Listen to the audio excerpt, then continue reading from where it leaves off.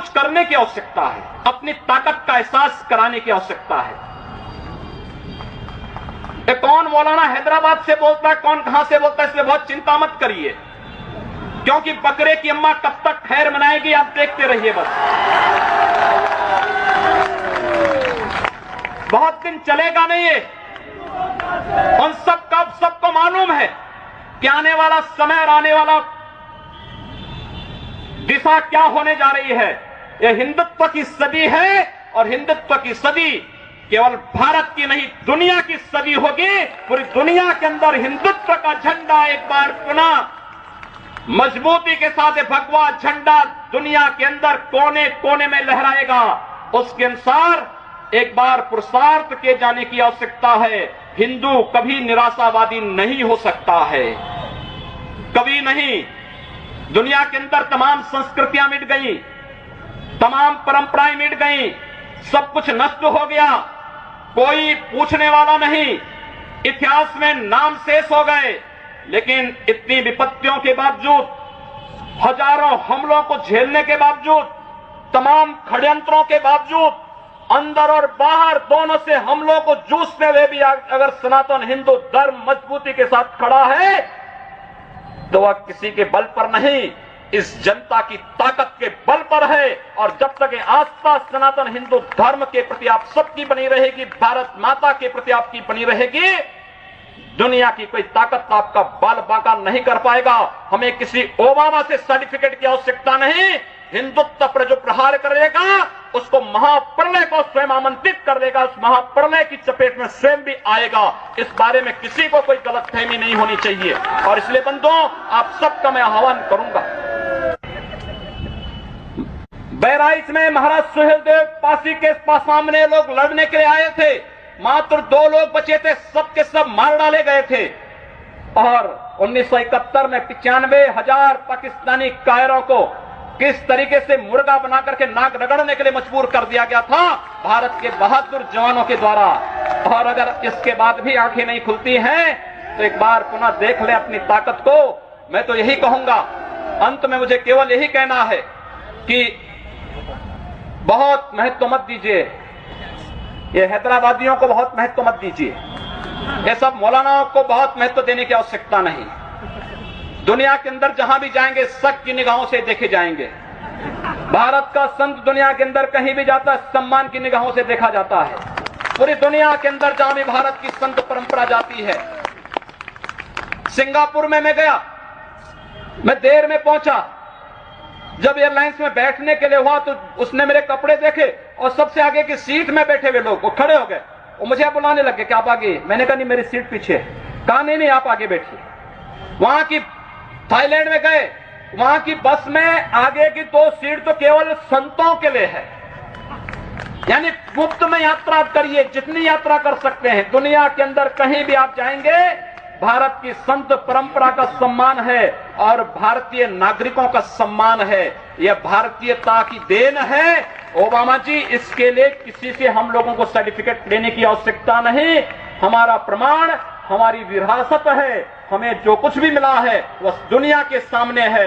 लेकिन याद रखना, अगर कोई हिंदुत्व को छेड़ेगा तो वह मानवता की बर्बादी का संदेश होगा और कुछ नहीं होगा। हिंदुत्व दुनिया के अंदर सुख और शांति का प्रतीक है और विश्व हिंदू परिषद इसका नेतृत्व कर रहा है। विश्व सुरक्षा की गारंटी हो। मैं कहता हूं भारत के मौलानाओं से और भारत के पादरियों से भी, आज ISIS नाम का एक आतंकी संगठन इराक और सीरिया के अंदर जिस निर्ममता के साथ मानवता को कुचल रहा है, वहां पर यजीदी समुदाय के साथ साथ तमाम अल्पसंख्यक समुदायों को बड़ी निर्ममता के साथ काटा जा रहा है। और यही नहीं, शिया मुसलमानों को भी मारा जा रहा है, उसी बर्बरता के साथ काटा जा रहा है। भारत के सब मौलाना मुंह बंद किए हुए हैं, क्योंकि इनको लगता है कि अगर ISIS के खिलाफ बोलेंगे तो वह एक प्रकार से इस्लाम के खिलाफ वक्तव्य होगा। क्या इस्लाम का स्वरूप या बर्बर स्वरूप है इस्लाम का? हम आखिर साबित क्या करना चाहते हैं?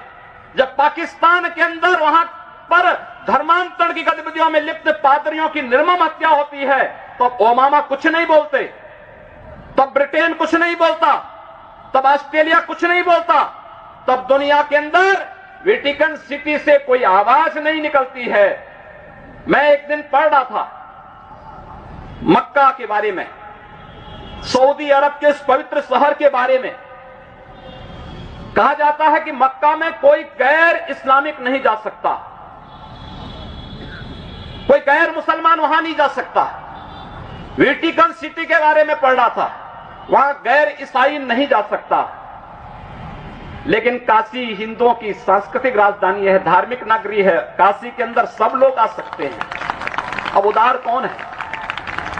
यानी हमारी काशी में सब लोग आ सकते हैं, ऊंची ऊंची मीनारें बना सकते हैं, मीनारों से चिल्ला सकते हैं, तो भी हम पर आवाज, तब भी हम पर आरोप लगते हैं।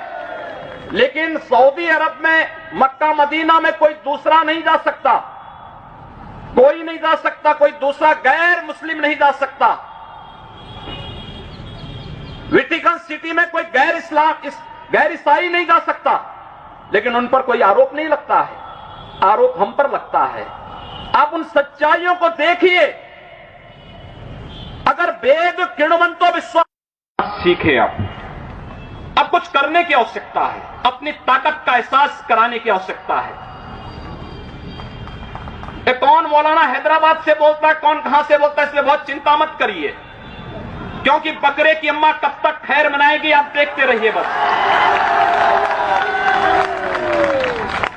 बहुत दिन चलेगा नहीं ये। उन सबको मालूम है कि आने वाला समय और आने वाला दिशा क्या होने जा रही है। यह हिंदुत्व की सदी है, और हिंदुत्व की सदी केवल भारत की नहीं, दुनिया की सदी होगी। पूरी दुनिया के अंदर हिंदुत्व का झंडा एक बार पुनः मजबूती के साथ भगवा झंडा दुनिया के अंदर कोने कोने में लहराएगा। उसके अनुसार एक बार पुरुषार्थ किए जाने की आवश्यकता है। हिंदू कभी निराशावादी नहीं हो सकता है, कभी नहीं। दुनिया के अंदर तमाम संस्कृतियां मिट गई, तमाम परंपराएं मिट गई, सब कुछ नष्ट हो गया, कोई पूछने वाला नहीं, इतिहास में नाम शेष हो गए। लेकिन इतनी विपत्तियों के बावजूद, हजारों हमलों को झेलने के बावजूद, तमाम षड्यंत्रों के बावजूद, अंदर और बाहर दोनों से हमलों को जूझते हुए भी अगर सनातन हिंदू धर्म मजबूती के साथ खड़ा है, तो वह किसी के बल पर नहीं, इस जनता की ताकत के बल पर है। और जब तक आस्था सनातन हिंदू धर्म के प्रति आप सबकी बनी रहेगी, भारत माता के प्रति आपकी बनी रहेगी, दुनिया की कोई ताकत आपका बाल बांका नहीं कर पाएगा। हमें किसी ओबामा से सर्टिफिकेट की आवश्यकता नहीं। हिंदुत्व पर जो प्रहार करेगा उसको महाप्रलय को स्वयं आमंत्रित कर देगा, उस महाप्रलय की चपेट में स्वयं भी आएगा। इस बारे में किसी को कोई गलतफहमी नहीं होनी चाहिए। और इसलिए बंधुओं, आप सबका मैं आह्वान करूंगा। बहराइच में महाराज सुहेलदेव पासी के सामने लोग लड़ने के लिए आए थे, मात्र 2 लोग बचे थे, सबके सब मार डाले गए थे। और 1971 में 95,000 पाकिस्तानी कायरों को किस तरीके से मुर्गा बना करके नाक रगड़ने के लिए मजबूर कर दिया गया था भारत के बहादुर जवानों के द्वारा। और अगर इसके बाद भी आंखें नहीं खुलती हैं, तो एक बार पुनः देख ले अपनी ताकत को। मैं तो यही कहूंगा, अंत में मुझे केवल यही कहना है कि बहुत महत्व मत दीजिए, ये हैदराबादियों को बहुत महत्व मत दीजिए, ये सब मौलानाओं को बहुत महत्व देने की आवश्यकता नहीं। दुनिया के अंदर जहां भी जाएंगे शक की निगाहों से देखे जाएंगे। भारत का संत दुनिया के अंदर कहीं भी जाता है, सम्मान की निगाहों से देखा जाता है। पूरी दुनिया के अंदर जहां भी भारत की संत परंपरा जाती है। सिंगापुर में मैं गया, मैं देर में पहुंचा। जब एयरलाइंस में बैठने के लिए हुआ तो उसने मेरे कपड़े देखे और सबसे आगे की सीट में बैठे हुए लोग वो खड़े हो गए, वो मुझे बुलाने लगे कि आप आगे। मैंने कहा नहीं, मेरी सीट पीछे। कहा नहीं, आप आगे बैठिए। वहां की थाईलैंड में गए, वहां की बस में आगे की 2 सीट तो केवल संतों के लिए है, यानी मुफ्त में यात्रा करिए, जितनी यात्रा कर सकते हैं। दुनिया के अंदर कहीं भी आप जाएंगे, भारत की संत परंपरा का सम्मान है और भारतीय नागरिकों का सम्मान है। यह भारतीयता की देन है। ओबामा जी, इसके लिए किसी से हम लोगों को सर्टिफिकेट लेने की आवश्यकता नहीं। हमारा प्रमाण हमारी विरासत है, हमें जो कुछ भी मिला है वह दुनिया के सामने है। लेकिन याद रखना, अगर कोई हिंदुत्व को छेड़ेगा तो वह मानवता की बर्बादी का संदेश होगा और कुछ नहीं होगा। हिंदुत्व दुनिया के अंदर सुख और शांति का प्रतीक है और विश्व हिंदू परिषद इसका नेतृत्व कर रहा है। विश्व सुरक्षा की गारंटी हो। मैं कहता हूं भारत के मौलानाओं से और भारत के पादरियों से भी, आज ISIS नाम का एक आतंकी संगठन इराक और सीरिया के अंदर जिस निर्ममता के साथ मानवता को कुचल रहा है, वहां पर यजीदी समुदाय के साथ साथ तमाम अल्पसंख्यक समुदायों को बड़ी निर्ममता के साथ काटा जा रहा है। और यही नहीं, शिया मुसलमानों को भी मारा जा रहा है, उसी बर्बरता के साथ काटा जा रहा है। भारत के सब मौलाना मुंह बंद किए हुए हैं, क्योंकि इनको लगता है कि अगर ISIS के खिलाफ बोलेंगे तो वह एक प्रकार से इस्लाम के खिलाफ वक्तव्य होगा। क्या इस्लाम का स्वरूप या बर्बर स्वरूप है इस्लाम का? हम आखिर साबित क्या करना चाहते हैं? जब पाकिस्तान के अंदर वहां पर धर्मांतरण की गतिविधियों में लिप्त पादरियों की निर्मम हत्या होती है, तो ओबामा कुछ नहीं बोलते, तब ब्रिटेन कुछ नहीं बोलता, तब ऑस्ट्रेलिया कुछ नहीं बोलता, तब दुनिया के अंदर वेटिकन सिटी से कोई आवाज नहीं निकलती है। मैं एक दिन पढ़ रहा था मक्का के बारे में, सऊदी अरब के इस पवित्र शहर के बारे में। कहा जाता है कि मक्का में कोई गैर इस्लामिक नहीं जा सकता, कोई गैर मुसलमान वहां नहीं जा सकता। वेटिकन सिटी के बारे में पढ़ रहा था, वहां गैर ईसाई नहीं जा सकता। लेकिन काशी हिंदुओं की सांस्कृतिक राजधानी है, धार्मिक नगरी है, काशी के अंदर सब लोग आ सकते हैं। अब उदार कौन है? यानी हमारी काशी में सब लोग आ सकते हैं, ऊंची ऊंची मीनारें बना सकते हैं, मीनारों से चिल्ला सकते हैं, तो भी हम पर आवाज, तब भी हम पर आरोप लगते हैं। लेकिन सऊदी अरब में, मक्का मदीना में कोई दूसरा नहीं जा सकता, कोई नहीं जा सकता, कोई दूसरा गैर मुस्लिम नहीं जा सकता।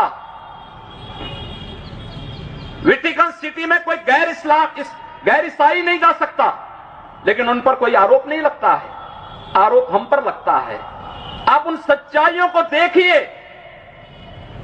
अगर वेद किण्वंतो विश्वास, आप जब किसी जूठे बर्तन को साफ करते होंगे तो आप ये जानते होंगे कि आपके हाथ में कालिक लगेगी, लेकिन इसका मतलब ये नहीं कि उस कालिक को कोई अपने मुंह पे पोत ले। यहां का प्रशासन तो यही काम कर रहा है। इस गंदे और झूठे हाथों को व्यवस्था से हटाने की बजाय उस कालिक के साथ स्वयं लिप्त होकर के उसको अपने मुंह पर, अपने चेहरे पर पोतने का कार्य कर रहा है। और ये युवा आज आया है यहां पर उस कालिक को पोतने के लिए, उस कालिक से मुंह साफ करने के लिए, बताने के लिए कि नहीं, ये कालिक मुंह पे नहीं लगना चाहिए, इसको हटाइए। और अगर इसको हटाओगे नहीं तो पाकिस्तान समर्थक तत्व बेमौत मारे जाएंगे, उनको कोई बचाने वाला नहीं मिलेगा। हम कहना चाहते हैं जिन्हें पाकिस्तान प्यारा है वे पाकिस्तान में जाएं,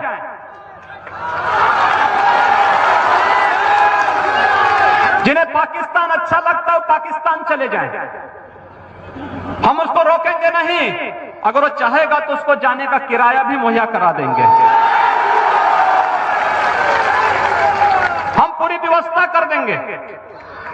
लेकिन ये नहीं हो सकता है कि भारत के अंदर रह करके पर्व और त्योहार के नाम पर इस देश की संविधान की व्यवस्था को, देश के संवैधानिक व्यवस्था को कोई चुनौती देने का कार्य करेगा तो चेतावनी हमें स्वीकार्य नहीं।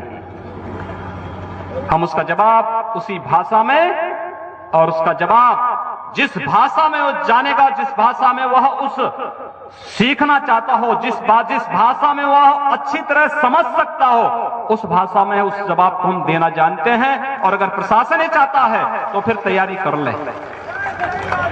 ये हमारे लिए बहुत कठिन नहीं, इस प्रकार के तत्वों पर नकेल कसना। एक झटके में सब काम ठीक हो जाएगा और प्रशासन तय कर ले। लेकिन भारत के संविधान के प्रति अटूट निष्ठा होने के नाते हम चाहते हैं कि प्रशासन की जिम्मेदारी है, प्रशासन इस कार्य को करे, और अब तक प्रशासन को एक कार्य कर लेना चाहिए था। मैं तो बार बार इस बात को कहता था। मैं गोरखपुर में लोग कहते थे राम मंदिर के मुद्दे पर अगर फैसला हुआ खून की नदियां बहेंगी। मैं कहता था देखो भाई कुछ एक मच्छर भी नहीं मरने वाला है, कुछ नहीं होगा। न्यायालय मेरिट के आधार पर फैसला करे, फैसले को लागू हम करेंगे। और किसी के माई के लाल पे हिम्मत है उत्तर प्रदेश में उपद्रव करके दिखा दे।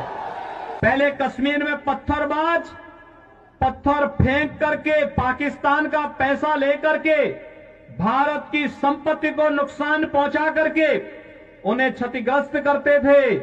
और कांग्रेस और केजरीवाल जैसे लोग उन पत्थरबाजों का समर्थन करते थे। लेकिन धारा 370 समाप्त हुई, पत्थरबाज हुए गायब। और पाकिस्तान परस्त आतंकवादी जो पहले भारत के अंदर आकर के जगह जगह विस्फोट करते थे, उन सबको यमलोकपुरी की यात्रा पर भेजना शुरू कर दिया हमारे सुरक्षा बलों के जवानों ने। उनको लिए कहा गया कि भाई भारत की धरती तुम्हारे लिए नहीं है, तुम्हारे लिए तो अब बोली नहीं, हमारे सुरक्षा बलों के जवानों की गोली है और ये गोली खाओ, अपनी यात्रा पर जाओ। कांग्रेस और केजरीवाल इन उपद्रवियों को क्या खिलाते थे? बिरयानी। और हम क्या खिला रहे हैं? गोली। भाइयों बहनों, यही अंतर है। भारत माता के प्रति अगर इनके मन में सम्मान होता, आतंकवादियों के सामने, नक्सलवादियों के सामने घुटने नहीं टेकते, पाकिस्तान का खौफ खड़ा नहीं करते। याद करिए मुंबई पे आतंकी विस्फोट, आतंकी हमला हुआ था और तब कांग्रेस नेतृत्व की सरकार थी और तब केजरीवाल भी कोई एक एनजीओ चला करके यहां पर जनता को बेवकूफ बनाने का कार्य तब भी करता था। भाइयों बहनों, जब देश की जनभावना थी कि पाकिस्तान पर हमला होना चाहिए, तब कांग्रेस नेतृत्व की सरकार क्या कहती थी कि पाकिस्तान में एटम बम है, कहीं ऐसा ना हो कि भारत पे फेंक दे। लेकिन इस बार आपने देखा होगा फरवरी माह में जब पुलवामा में हमला होता है तो मोदी जी ने अगले दिन ही कहा, उन्होंने कहा था, भाइयों बहनों यही फरवरी का महीना था और तब 1 वर्ष पहले प्रधानमंत्री मोदी जी ने कहा था कि ये देश की सेना तय करेगी, मूर्ति भी तय करेगी, स्थान भी तय करेगी और पाकिस्तान ने जो किया है उसको उसकी सजा अवश्य दी जाएगी और पाकिस्तान के अंदर एयर स्ट्राइक होता है। इमरान खान दुनिया के अंदर आपने देखा होगा जान की भीख मांगते हुए घूमता हुआ फिर रहा था और उस समय इमरान खान ने कह रहा था कि भारत हमला कर देगा। तस्वीर बदल गई। पहले भारत के अंदर की सरकार कहती थी कि पाकिस्तान एटम बम फेंक देगा, आज पाकिस्तान भयभीत होकर के कहता है कि भारत के अंदर मोदी जी के नेतृत्व की सरकार कहीं पाकिस्तान पे हमला करके पाकिस्तान का अस्तित्व ही समाप्त न कर दे।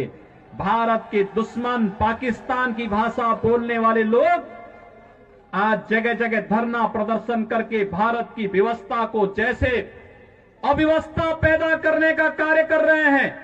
भाइयों बहनों, ये जो धरने नागरिकता कानून के विरोध में जगह जगह किए जा रहे हैं और पाकिस्तान के एक मंत्री के द्वारा केजरीवाल के समर्थन में बयान जारी करना, ये सब कड़ी एक दूसरे के साथ जोड़ता हुआ दिखाई देता है। और यही अपील करने के लिए आज हम सब आपके बीच आए हैं। आपने देखा होगा कश्मीर में धारा 370 समाप्त हुई, 3 तलाक की कुप्रथा सदैव के लिए समाप्त हो गई। महिला सशक्तिकरण का नारा आज केवल नारा नहीं, ये हकीकत बन चुका है। और महिला सशक्तिकरण के माध्यम से 3 तलाक की कुप्रथा को सदैव समाप्त करने के लिए प्रधानमंत्री मोदी जी का, गृह मंत्री अमित शाह जी का अभिनंदन होना चाहिए। और इस अभिनंदन के लिए आज मैं आपके पास आया हूं कि भाइयों बहनों, यही राष्ट्रीय आकांक्षाएं हैं कि देश में आतंकवाद की प्रतीक, अलगाववाद की प्रतीक, भेदभाव के प्रतीक, इस प्रकार के जितने भी कानून हैं जो भारत में अलगाववाद को पैदा करते हो, विभेद को पैदा करते हो, इन सबको समाप्त करने के लिए जो कदम उठाए जा रहे हैं, उन कदमों की अगली श्रृंखला में ये नागरिकता कानून भी है। हम सब जानते हैं, ये तो पाकिस्तान, अफगानिस्तान और बांग्लादेश के हिंदू, सिख, बौद्ध, जैन, पारसी, ईसाई जो वहां पे पीड़ित हैं, प्रताड़ित हैं, उनको नागरिकता देने का कानून है। ये नागरिकता लेने का कानून नहीं।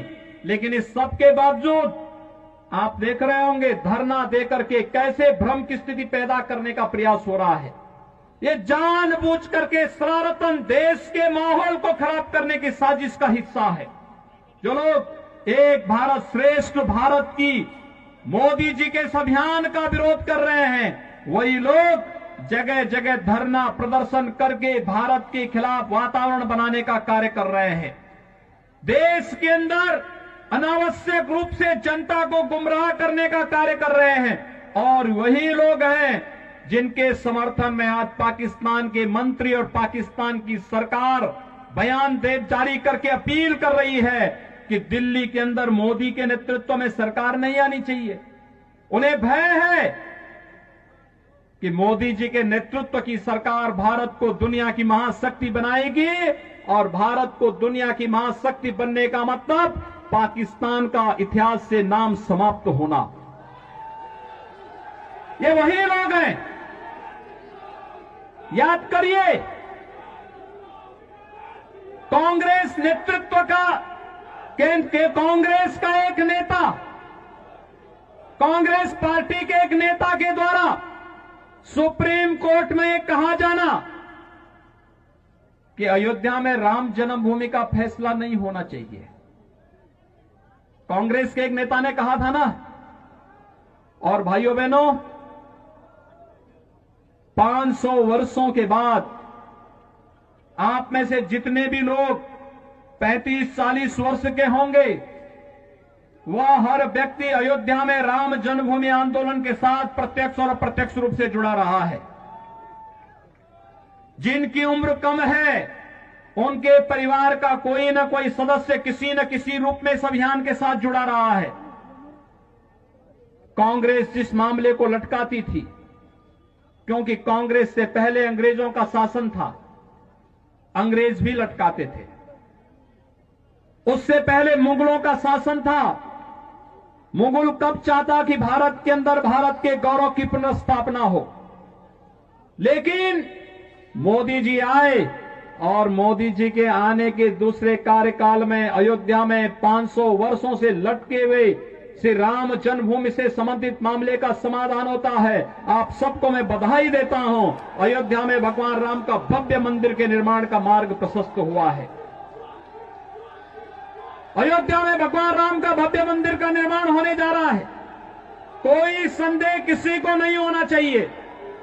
जरा याद करिए, अगर मोदी जी केंद्र में नहीं होते, उत्तर प्रदेश में मोदी जी के आह्वान पर भारतीय जनता पार्टी की सरकार नहीं बनती, तो ये जो धमकी देते थे कि 370 समाप्त करोगे, खून की नदियां बहेंगी, हम कहते थे यार कुछ नहीं होने वाला।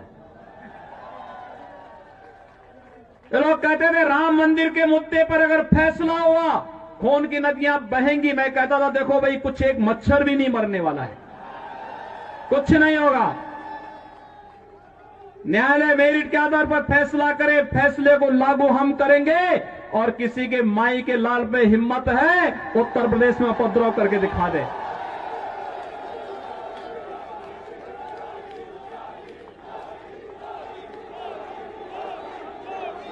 भाइयों बहनों, उत्तर प्रदेश, यहां दिल्ली के बहुत सारे लोग जाते होंगे हरिद्वार में कांवड़ यात्रा में। पहले कांवड़ यात्रा में कांग्रेस की सरकार रही हो, कांग्रेस के जितने भी सहयोगी दल है, केजरीवाल के नेतृत्व के जितने भी इनके सहयोगी दल हैं जो इनके लिए वोट मांग रहे हैं, इनकी सरकारें उत्तर प्रदेश में रही हैं। इन्होंने कांवड़ यात्रा उत्तर प्रदेश के अंदर बंद कर दी थी, नहीं चलने देते थे, प्रतिबंध लगा दिया। डीजे नहीं बजेगा, शंख नहीं बजेगा, घंट नहीं बजेगा, घड़ियाल नहीं बजेगा, पंडाल नहीं लगेंगे। तो जब मेरे पास ये प्रस्ताव आया कि पहले ये होता था, मैंने कहा भाई ये भगवान शिव की भक्तों की यात्रा है, ये शव यात्रा नहीं है। इसमें सब बजेंगे, इसमें डीजे भी बजेगा, शंख भी बजेगा, घड़ियाल भी बजेगा, नगाड़े भी बजेंगे और इनके स्वागत की तैयारी जगह जगह करो और हेलीकॉप्टर से पुष्प वर्षा भी करते जाओ, कोई प्रतिबंध नहीं। लोगों ने कहा कि इतनी बड़ी संख्या में श्रद्धालु आएंगे, दिल्ली से, राजस्थान से, पंजाब से, हरियाणा से, उत्तराखंड से, उत्तर प्रदेश से, अन्य राज्यों से आएंगे, कौन सुरक्षा देगा? अरे हमने कहा ये हमारी जिम्मेदारी है सुरक्षा देना। लोगों ने कहा कि लोग हमला करेंगे, तो हमने एक बात कही, भाइयों बहनों, मैंने बात साफ कही। मैंने कहा देखो भाई, भगवान शिव की भक्तों की यात्रा है, कोई व्यवधान डालना चाहता है तो उसको तय करना है। अगर वो व्यवधान डालेगा हम उसको गोली से समझाएंगे, व्यवधान डाल करके दंगा कराएगा तो गोली उसको समझा देगी। और भाइयों बहनों, 4 करोड़ से अधिक श्रद्धालु आते हैं, कहीं भी कोई बाल बांका नहीं होता। बहुत शांतिपूर्ण ढंग से भजन गाते हुए लोग जाते हैं, शिवालयों में जलाभिषेक करते हैं, भारत की आस्था के प्रति अपनी श्रद्धा व्यक्त करते हुए एक भारत श्रेष्ठ भारत के निर्माण के लिए अपने आप को संकल्पित करते हैं। यही तो भारत के अंदर कांवड़ यात्रा का महत्व है। सीखे अब कुछ करने की आवश्यकता है, अपनी ताकत का एहसास कराने की आवश्यकता है। कौन मौलाना हैदराबाद से बोलता है, कौन कहां से बोलता है, इसलिए बहुत चिंता मत करिए, क्योंकि बकरे की अम्मा कब तक खैर मनाएगी आप देखते रहिए। बस बहुत दिन चलेगा नहीं ये। उन सबको मालूम है कि आने वाला समय और आने वाला दिशा क्या होने जा रही है। यह हिंदुत्व की सदी है और हिंदुत्व की सदी केवल भारत की नहीं दुनिया की सदी होगी। पूरी दुनिया के अंदर हिंदुत्व का झंडा एक बार पुनः मजबूती के साथ भगवा झंडा दुनिया के अंदर कोने कोने में लहराएगा। उसके अनुसार एक बार पुरुषार्थ किए जाने की आवश्यकता है। हिंदू कभी निराशावादी नहीं हो सकता है, कभी नहीं। दुनिया के अंदर तमाम संस्कृतियां मिट गई, तमाम परंपराएं मिट गई, सब कुछ नष्ट हो गया, कोई पूछने वाला नहीं, इतिहास में नाम शेष हो गए। लेकिन इतनी विपत्तियों के बावजूद, हजारों हमलों को झेलने के बावजूद, तमाम षड्यंत्रों के बावजूद, अंदर और बाहर दोनों से हमलों को जूझते हुए भी अगर सनातन हिंदू धर्म मजबूती के साथ खड़ा है तो वह किसी के बल पर नहीं, इस जनता की ताकत के बल पर है। और जब तक ये आस्था सनातन हिंदू धर्म के प्रति आप सबकी बनी रहेगी, भारत माता के प्रति आपकी बनी रहेगी, दुनिया की कोई ताकत आपका बाल बांका नहीं कर पाएगा। हमें किसी ओबामा से सर्टिफिकेट की आवश्यकता नहीं। हिंदुत्व पर जो प्रहार करेगा उसको महाप्रलय को स्वयं आमंत्रित कर देगा, उस महाप्रलय की चपेट में स्वयं भी आएगा। इस बारे में किसी को कोई गलतफहमी नहीं होनी चाहिए। और इसलिए बंधुओं, आप सबका मैं आह्वान करूंगा। बहराइच में महाराज सुहेलदेव पासी के सामने लोग लड़ने के लिए आए थे, मात्र 2 लोग बचे थे, सब के सब मार डाले गए थे।